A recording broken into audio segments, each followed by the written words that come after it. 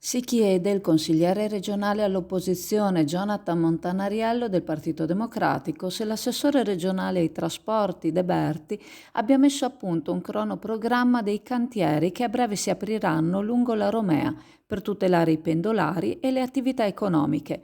A parte la necessità di intervenire, sulla quale il consigliere non nutre alcun dubbio, la domanda che ci si pone è se sia stata fatta una valutazione dei tempi necessari per i vari interventi e se sia stata prevista una chiusura magari temporanea dei cantieri stessi nei periodi di maggior traffico, come nel periodo estivo, e se a riguardo sia stato fatto un confronto con le varie realtà territoriali. Jonathan Montanariello, vicepresidente della Commissione Infrastrutture e Trasporti in Regione Veneto, si riferisce alle aperture dei cantieri per la messa in sicurezza dei ponti Aleghero, il ponte della Fossetta, il ponte sul Brenta e sul canale Otregan, interventi a cui si aggiunge quello necessario per realizzare la rotonda a Valli di Chioggia.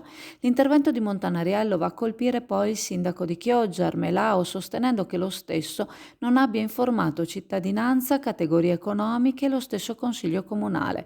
Essendo la strada statale 309 Romea priva di alternative per quanto riguarda la viabilità, sembra logico al consigliere che si verificheranno rallentamenti e disagi.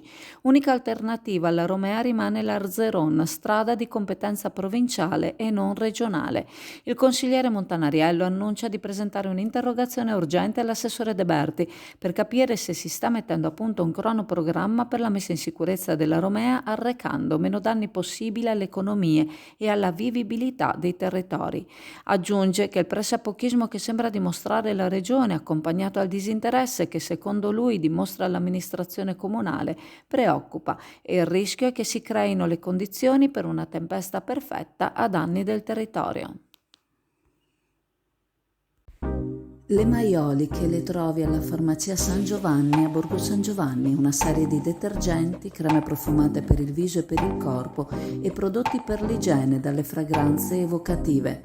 I loro profumi ricordano luoghi e ambienti della nostra Italia.